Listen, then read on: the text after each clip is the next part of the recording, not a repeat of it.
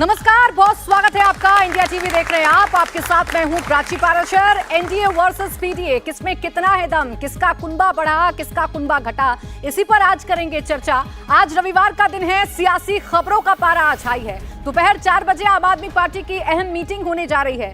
Meeting में तय होगा कि 17 और 18 जुलाई को होने वाली मीटिंग वाली मोदी विरोधी मोर्चे की जो मीटिंग है उसे केजरीवाल अटेंड करेंगे या फिर नहीं करेंगे। लेकिन उससे पहले कांग्रेस ने एक बड़ा ऐलान कर दिया है। कांग्रेस ने केजरीवाल की शर्त को मान लिया है। केजरीवाल सरकार के खिलाफ केंद्र के अध्यादेश का समर्थन करने की बात जो है वो कही गई है। कांग्रेस महासचिव केसी वेणुगोपाल ने कहा कि अध्यादेश पर पार्टी का रुख स्पष्ट है।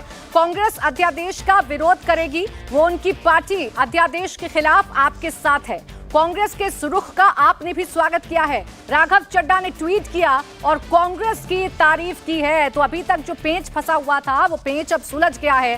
कांग्रेस और आम आदमी पार्टी के बीच में अध्यादेश को लेकर जो गहमागहमी थी वो गहमागहमी अब खत्म हो चुकी है, क्योंकि कांग्रेस ने साफ कर दिया है कि इस अध्यादेश पर अब साथ मिलेगा आम आदमी पार्टी को कांग्रेस का। इससे पहले कल कांग्रेस नेता जयराम रमेश ने भी प्रेस कॉन्फ्रेंस करके कहा था कि कांग्रेस मोदी सरकार के हर गैर संवैधानिक काम का विरोध करेगी। जो संघीय ढांचा, जो फेडरल स्ट्रक्चर है, उस पर जिस तरीके से रोज आक्रमण हो रहे हैं मोदी सरकार द्वारा, मोदी सरकार के जो नियुक्त किए गए हैं व्यक्ति, राज्यपाल खासतौर से उनके द्वारा, और जो संवैधानिक संस्थाएं हैं उनकी जो स्वतंत्रता है उसको खत्म किया जा रहा है। इस पर हम जरूर चर्चा मांगेंगे। तो देखिए, साफ कर दिया है कांग्रेस की तरफ से कि अब अरविंद केजरीवाल जो शर्त रख रहे थे वो शर्त मान ली जाएगी, यानी बैठक में केजरीवाल शामिल हो सकते हैं। अब ऐसे कयास जरूर लगाए जा सकते हैं।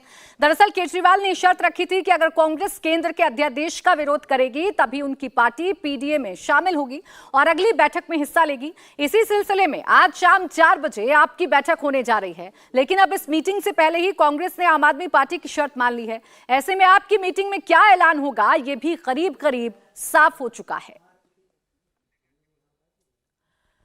तो देखिए, इसी पर करेंगे चर्चा। एक तरफ एनडीए का कुनबा बढ़ रहा है तो दूसरी तरफ एक पेंच केजरीवाल और कांग्रेस के बीच में जो फंसा हुआ था, वो जो गांठ पड़ी हुई थी उस गांठ को अब सुलझा लिया गया है। जो शर्त केजरीवाल की तरफ से रखी गई थी वो शर्त अब मान ली गई है। मेरे साथ स्टूडियो में तमाम खास मेहमान इस वक्त मौजूद हैं।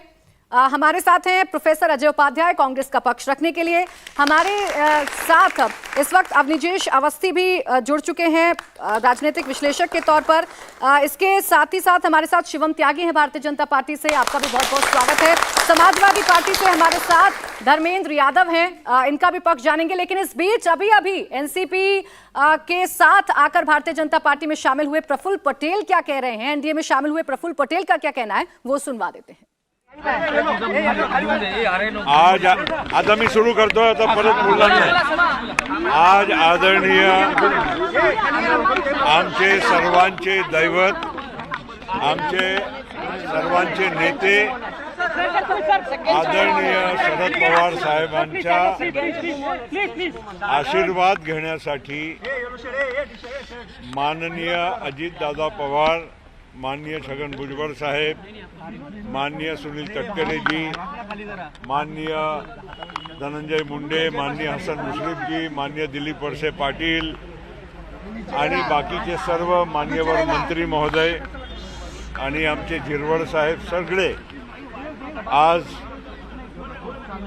इथे यशवंतराव चव्हाण सेंटरला आम्ही वेळ न मागता आम्हाला समजलं की आदरणीय पवार साहेब इथे चव्हाण सेंटरला कुठल्या मीटिंगच्या निमित्त आलेले आहे।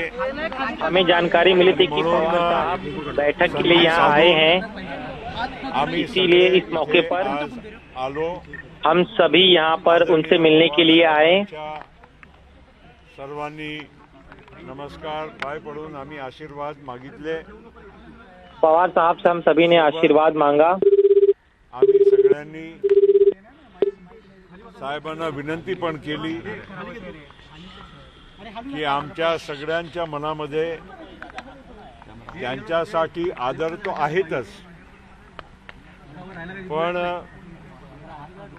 पक्ष राष्ट्रवादी काँग्रेस पक्ष एक संघ कसा राहू शकतो त्याच्यासाठी पण त्यांनी योग्य विचार करावा आणि येणाऱ्या दिवसामध्ये मार्गदर्शन सुद्धा ते करावं अशी आम्ही सगळ्यांनी विनंती केली आहे. आदरणीय पवार साहेबांनी कुठलीही प्रतिक्रिया दिली नाही. शांतपणे आमच्या पवार साहब ने जे मत कोई प्रतिक्रिया नहीं दी, जे आमची विनंती होती ते ऐकून घेतलं. शांतता से उन्होंने हमारे मन की बात सुनी. भेटीनंतर आम्ही आता इथून परत जात आहोत. उनसे मिलने के बाद अब हम यहाँ से जा रहे हैं. सभेचा अधिवेशन पण सुरू होत आहे.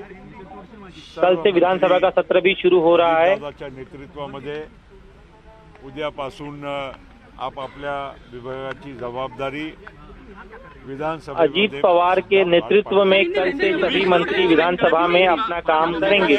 एक मिनट, आज हम सब लोग हमारे सबके दैवत, हमारे आदरणीय, हमारे नेता शरद पवार जी साहब को मिलने यहाँ पर यशवंतराव चौहान सेंटर में माननीय अजीत दादा पवार, माननीय छगन भुजबल जी, माननीय दिलीप वळसे पाटिल, माननीय हसन मुश्रीफ जी, माननीय धनंजय मुंडे, माननीय सुनील तटकरे जी और सभी हमारे बाकी के भी मंत्री और हमारे उपाध्यक्ष झिरवल साहब सभी आज यहाँ पर आदरणीय शरद पवार साहब मौजूद हैं, ऐसा हमको मालूमात मिली.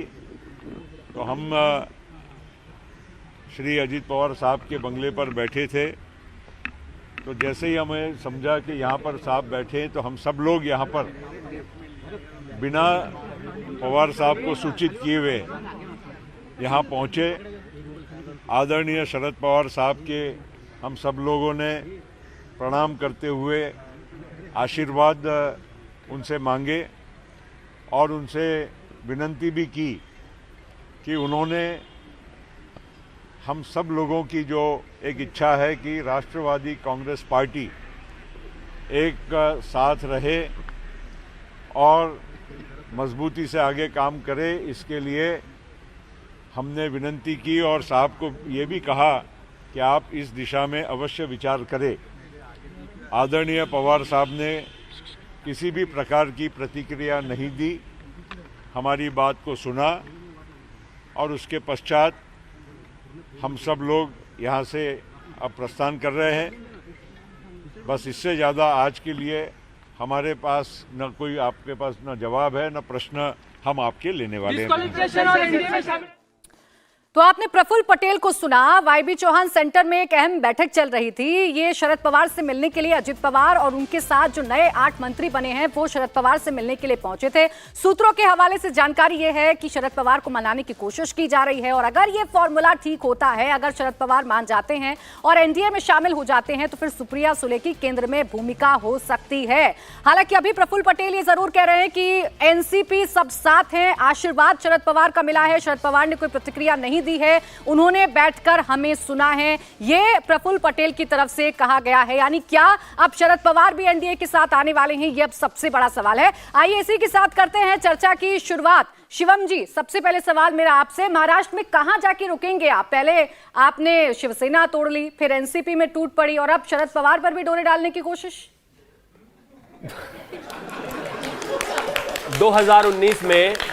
2019 में 60 करोड़ 30 लाख 72 हजार वोट पड़े थे.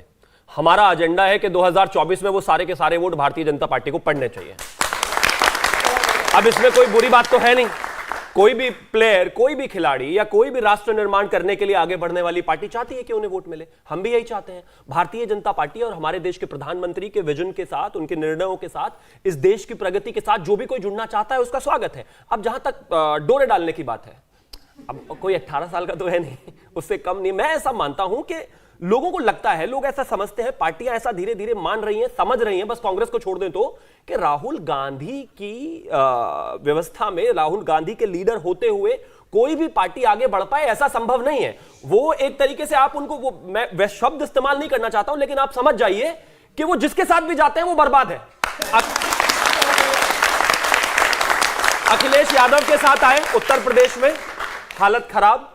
उसके बाद एक बार और जगह गए, जितनी भी आज तक उनके अलायंसेस हुए उनमें कहीं ना कहीं राहुल गांधी ने नुकसान ही दिया। मेरा ऐसा मानना है कि जहां तक महाराष्ट्र का सवाल है और जहां तक हिंदुस्तान का सवाल है, भारतीय जनता पार्टी 2024 में फिर से वापस आ रही है। आदरणीय प्रधानमंत्री जी, देश के प्रधानमंत्री फिर से बनने वाले हैं। हाँ, उसी की कवायद में जितने भी लोग भारतीय जनता पार्टी के साथ आकर मिलते हैं उन सबका स्वागत है। तो ये आपके साथ स्वेच्छा से आ रहे हैं या जो डर आप दिखाते हैं उस डर की वजह से आपकी तरफ शामिल हो रहे हैं? जिन पर बड़े बड़े आरोप भ्रष्टाचार के आप लगाते हैं, ईडी सीबीआई का डर दिखाकर आपको ज्वाइन कर रहे हैं या आपके काम को देखकर?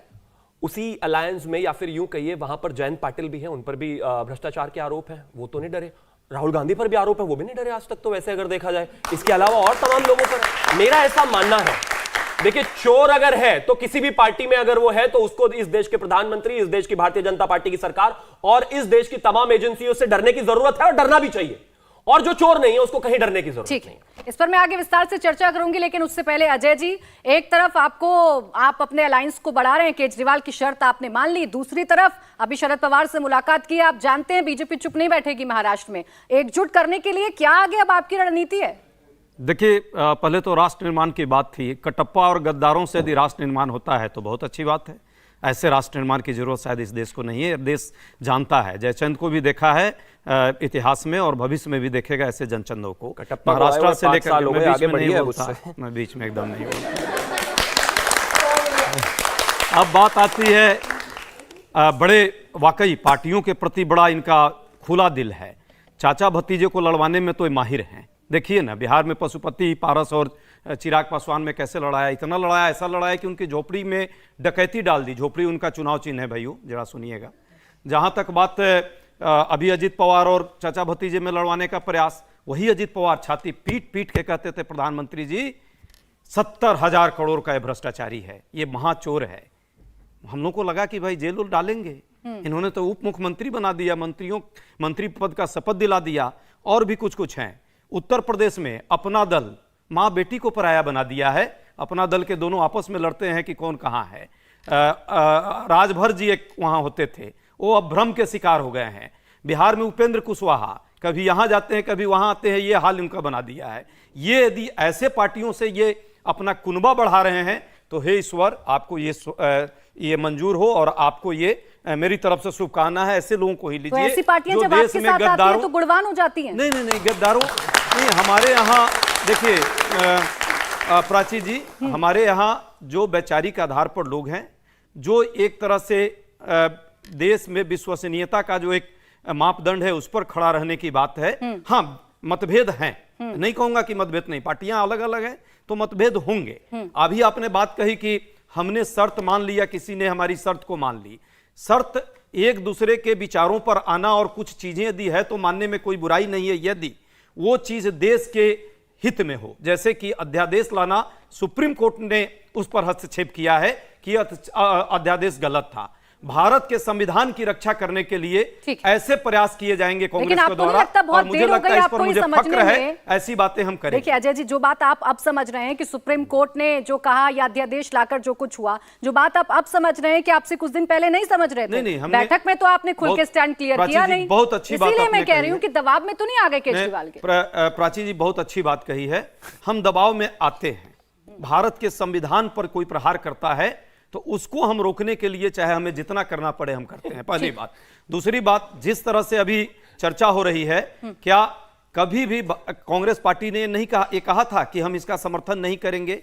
जब पार्लियामेंट का सेशन होगा, सेशन होगा तो अध्यादेश नहीं, सेशन होगा तो जो भी संविधान के विरुद्ध प्रस्ताव दिया है सरकार ने, उसके लिए हम जो है काम करेंगे। जो संविधान के विरुद्ध होगा उस पर हम कभी भी नहीं मानेंगे, और पार्टियां कोई भी हो। यदि कांग्रेस के एलाइज भी ऐसा कुछ करते, हम उनका भी विरोध करते, जिस तरह भाजपा। धर्मेंद्र जी, ये एनडीए वर्सेस पीडीए कौन कितना मजबूत? आपके साथी भी आपको छोड़कर जा रहे हैं धीरे धीरे करके। आपकी तो अपनी पार्टी भी देखिए, अब समाजवादी पार्टी के विधायक भी आपको छोड़कर जा रहे हैं। कैसे आप पीडीए बनाएंगे? प्राची, जो पीडीए है वो पिछड़ा, दलित और अल्पसंख्यक का अलायंस है, और मुझे लगता है इस देश की 85% आवाम पीडीए का हिस्सा है। अगर उसको हटा के कोई अलग सोचे तो उसके सोच पर निर्भर करता है। इसको मैं नहीं इसको आगे बढ़ा रहा हूँ बात को।